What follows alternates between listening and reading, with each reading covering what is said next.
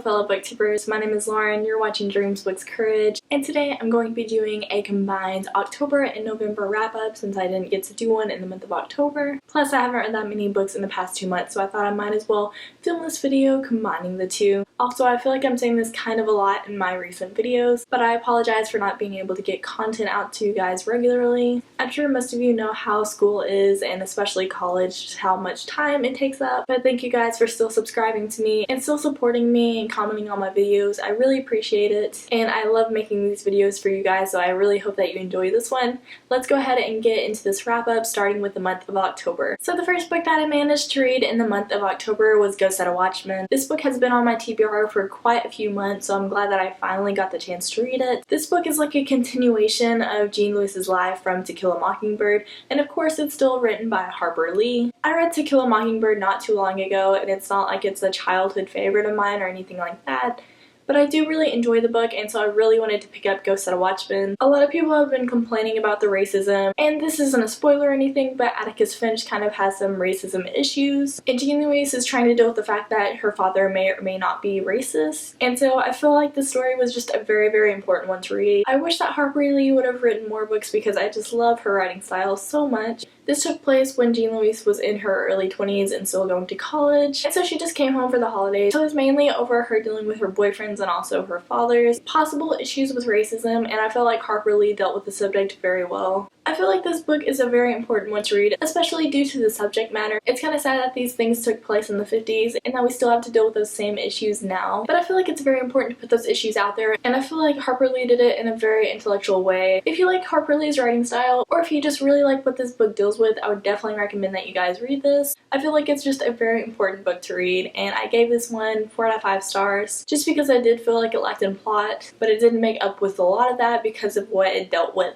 The next book that I managed to read in the month of October was Slaughterhouse 5 by Kurt Vonnegut. I actually read this one for my English class, and it's dealing with the 1960s, and so we were asked to read this book while viewing it during its time period that it was written. This book is actually kind of about Kurt Vonnegut's life. If I remember correctly, this book takes place in the time period of World War II, but since it was written during the Vietnam War, you can definitely see how those wars kind of relate to each other. We have the main character of Billy Pilgrim, who is able to time travel but not consciously, so he just sometimes goes back and forth in time, and it's just written in a very, very interesting way. Some people might think that this book is choppy just because it goes back and forth within these different time periods, but I feel like you can really get the message throughout the story, no matter which way it's told. I just really enjoyed this book, and I really loved Vonnegut's writing style. I definitely want to pick up more books by him, so if you guys have any suggestions, please leave them down below. This book, although it did not directly deal with PTSD, which is post-traumatic stress disorder, I felt like it did deal with it. I felt like it did deal with a lot with Billy and his type of hallucinations that he was having, and I felt like Vonnegut just dealt with the issue in a very good way. Although this is a classic, I feel like it is very much so readable, so if you guys aren't very keen on classics but you want to read more, I would definitely recommend that you check this one out. It was just such a fascinating read, and I loved every single moment of reading this one, so I gave it 5 out of 5 stars. The next book that I read in the month of October was Through the Woods by Emily Carroll, and this is a graphic novel that features quite a few different stories. They kind of resemble fairy tales in the way that they are told, but they are like really creepy and horrific. That being said, I didn't find this book to be like a horror book or anything like that.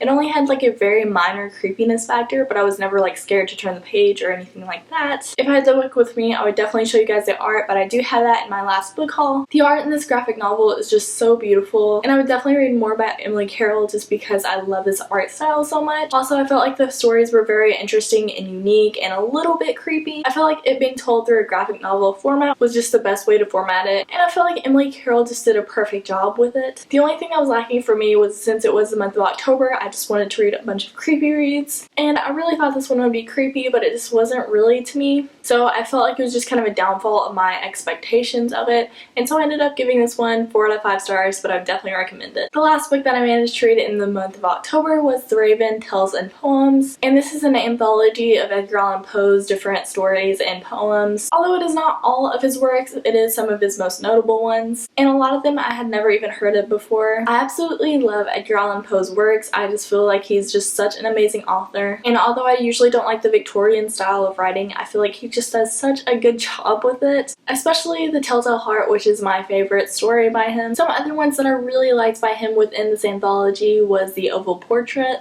and The Pit and the Pendulum. Those were some of my favorites, but a lot of these were just really amazing and I really enjoyed reading it. The only problem I had with it was just kind of hard to get through since it is Victorian writing. It just took me a little bit more time to like get into the stories, but I did really enjoy it. I just love all of Edgar Allan Poe's works, and if you're looking for a good anthology on Edgar Allan Poe's best works, then I would definitely suggest this one for you guys. It's one of the newer Penguin Classics horror editions, and as I said before, I did really enjoy this. Some of the stories were more like 3 stars, some are 5 stars, and so I ended up giving this one 4 stars. So all in all, I managed to read a total of 4 books within the month of October, which is pretty good for me, especially during college. And then in the month of November, I also managed to read a total of 4 books, which I'm quite happy about. I feel like that's not too bad for me, although I have decided to change my Goodreads challenge goal to 73 books instead of 76, but that's not really that big of a change, and I'm still reaching for my goal of 76, but by putting it at 73, I just felt less stressed about it. So now let's go ahead and talk about the books that I managed to read in the month of November. The first book that I read was Diary of a Wimpy Kid Old School by Jeff Kinney, and this is the 10th in the Diary of a Wimpy Kid series, and yes, I am still reading these books. I love them so much no matter what my age is. I feel like these stories are still relatable to me in my life, especially this one because it was kind of about technology and how it affects younger generations, especially generations like mine who have always kind of grown up with technology, even though I am a late 90s kid. So yes, I found this one hilarious and very relatable, although it was not my favorite one of the Diary of a Wimpy Kid series. I would definitely recommend it for all ages, but especially if you have a younger sibling or a nephew or a niece who doesn't really like to read, I would definitely recommend you give them these books, especially since it's Christmas time now. I feel like these are just perfect gifts for younger children, but pretty much anyone for any generation. I ended up giving this one 4 out of 5 stars. And then I managed to finish The Shining by Stephen King, which has taken me the longest time to read. It's over 600 pages and it's just a lot of information and descriptions to get through, but I did end up really enjoying this one. It's my first Stephen King novel, and it is one of his earlier works, but I feel like he does just a perfect job of incorporating horror with like less tense moments, so you're always kind of on the edge of your seat while reading it. This is one of the only books I've ever read that actually managed to be very creepy to me, and I felt like not turning the page. But it's not like a movie where you can just close your eyes, you have to keep on reading it. But it did freak me out quite a few times, and I really enjoyed it.